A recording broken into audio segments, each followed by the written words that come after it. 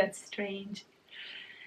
Hi there, Happy New Year, and welcome back to Cozy Novel Niche. My name is Christina, and today I'm here with my first video for 2025 and my first video in quite a long time at this point. And I'm so sorry that I've been away for so long from this channel. It was just because life really got messy and complicated, and a lot of stuff happened that made me worry for a very long time, and my mind was kind of elsewhere, and I had very little time to dedicate to things that I loved. And so one of the things that I had to cut out kind of from my life was filming. And I'm very sorry about it, and I hope that 2025 will be a better year filming wise and booktube wise, because I really miss this place and I miss filming videos. I miss sharing my reading habits and tastes and the new things that I discovered during this last year. So I hope that I will be able to get back properly in 2025, and bear with me while I relearn to look at myself on camera and hear myself while editing and all of that stuff, because it takes a while, I may assure you. And first things first, happy 2025. I heard somewhere that it really made me laugh. Someone that said something like, please don't claim this year.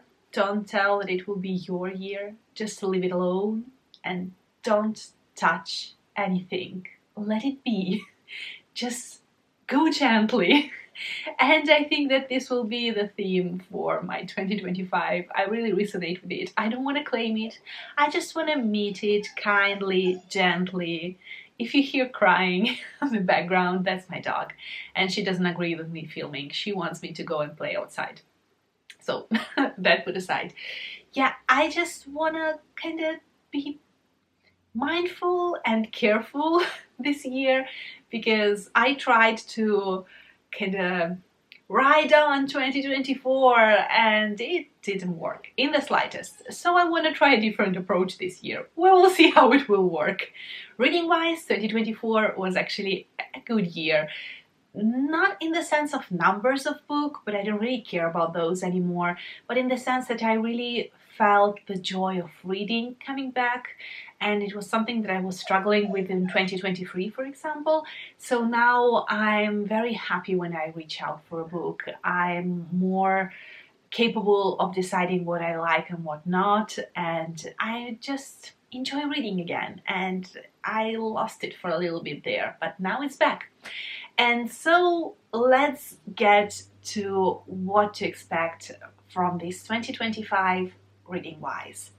First of all, as you may see from the title of this video, I didn't want to call this video my goals, my reading goals for 2025, because I don't want to set myself goals anymore. The thing that got me most tired and exhausted last year specifically, was goals. Where goals? Like work-wise, life-wise, reading-wise, everything-wise. And I cannot stand that world anymore. I don't want to have goals anymore. I mean, I want to have dreams, I want to have aspirations, but I don't want to have goals that I set and that I have to reach at any cost. I'm exhausted at this point. I don't want to do it anymore. And so, since reading is my hobby, I want it to be just something fun and exciting, and so no more goals for me. And then you may ask yourself what I'm watching this video for. Well, I hope that I will give you some maybe just inspirations and tips of things that I still want to write down for 2025, but I will not call them goals. I think it's just, I don't know, like steps that will enhance my reading year, for example, or just something that will make this gentle reading experience a little bit more rich and a little bit more, I don't know, a little bit challenging, but not in a goal-setting way. I don't want it to be a challenge. I just wanted to challenge myself a little bit so that I will go a little bit outside of my comfort zone, but not enough to become just an obstacle so that I will fall in a reading slump again. And so let's go with my plans. The first thing that I would love to do this year is, as per usual, try and read at least one book in Russian, one book in French, one book in Italian, and one book in English. The English and the Italian ones are a no-brainer usually. I need to force myself a little bit to read in Russian and in French, but since I own books on my bookshelves that are in French and Russian that I bought specifically because I wanted to read them in those languages, I just have to reach for them and read one of those during the year, and it will be a lovely experience. It will help me kind of, I don't know, just go through my TBR a little bit more, and at the end of the day, why not to read in more languages if you can? It's a very enriching experience. I always enjoy reading in different languages, so this is just something that I will keep for my 2025 too. The next thing that I would love to do, that goes a little bit outside of my comfort zone but not too much, is to read one book that intimidates me a little bit. It could be for a variety of reasons. It could be because of the dimension of the book, like the sheer number of pages, or because of the theme of the book. But again, here I would love to go through my physical TBR that I have here home and just go through them and see what's the books that I want to read but kind of intimidate me, and reach for one this year and just give it a chance, and we will see how it will go. Hopefully it will go greatly, because often you are intimidated by the things that you subconsciously know you will probably enjoy. The other thing that I think that the other thing that I think will make me enjoy my reading year more is to read at least one classic. I have a collection of classics here at home, and classics are always just a different reading experience. They force you to slow down a little bit, they force you to really dig in and taste the writing style of the author. It's just a little bit different from reading like chick lit or just contemporary comedy or romance, stuff like that. So I will go for at least one classic this year. I don't know what author yet. I don't want to set myself any specific goals. Any classic will do. And then the other thing that I would love to do, because this is something that I really regretted from last year, is to read more nonfiction specifically. I enjoy nonfiction very, very much, and I own a bunch of nonfiction books that I'm so excited to read, but unfortunately I've not read them last year, or I've not read enough or the amount that I wanted to read, because I was setting a lot of books aside for Nonfiction November, and when Nonfiction November arrived last year, I wasn't able to participate because life was crazy in November.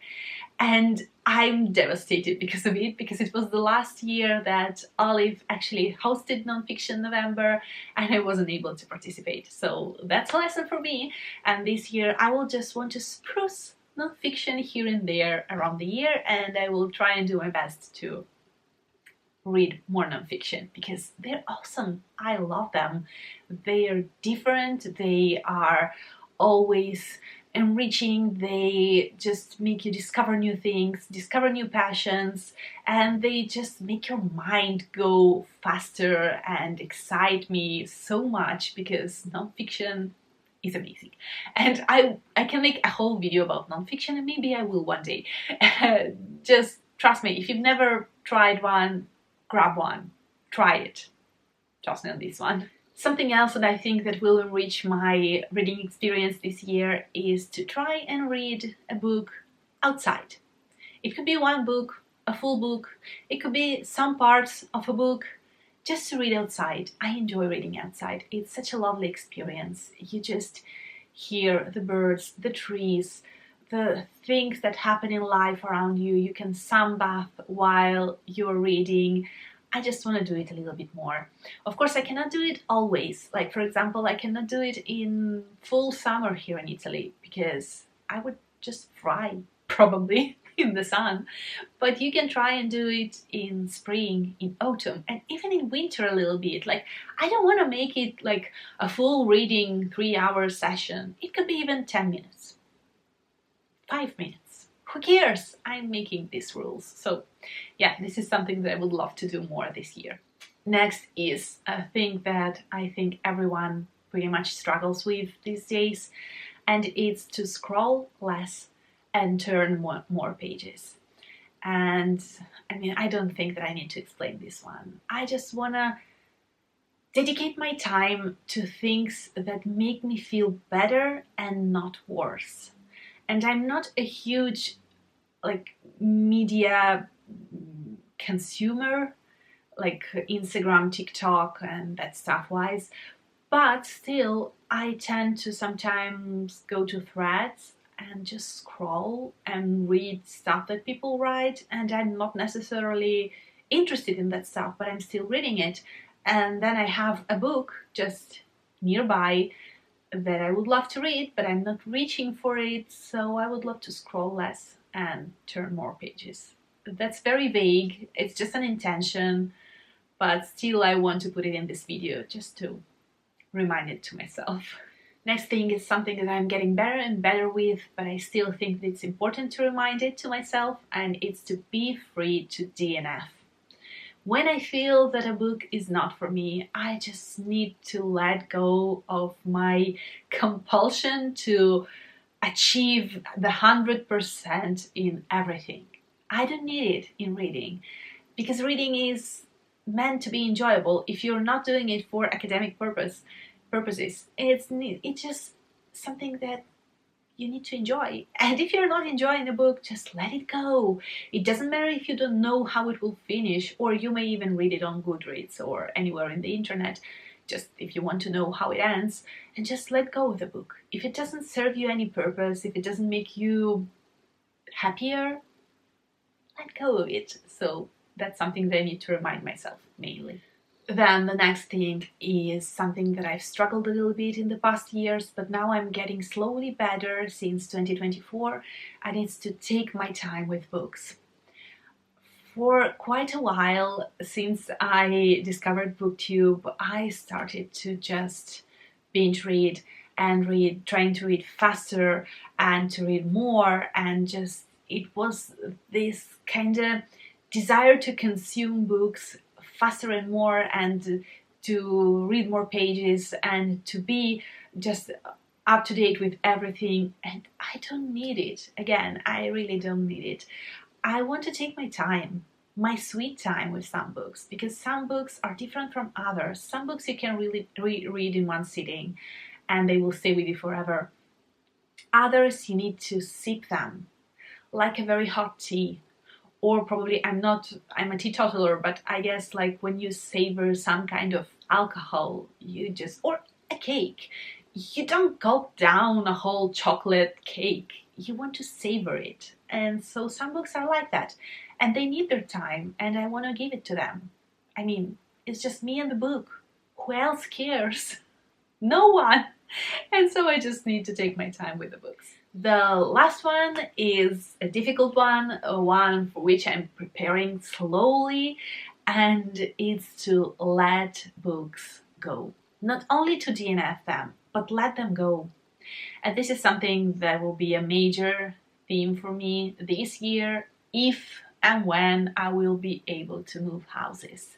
Because when I will move, if I will move houses to my home, then I will just need to go through my whole library of books and decide what to keep and what to get rid of. And it will be a whole process, and it will be painful and difficult, and I will need to face it. But I just need to learn to let go of books that don't serve me anymore, and that I know that I won't get anything from in the future. And so that will be an interesting one. I think that there will be more videos about this on my channel in the future. But we will see how my life evolves, because as you may see, I'm still here in this house. Nothing has changed, and that's one of the major reasons for my stress level spiking last year, and so we will see how this year will go on many levels, but these are generally the things that I would love to keep on the top of my mind when I'm reading. I hope that this video was not too rambly and that you still got something that was useful for you from it.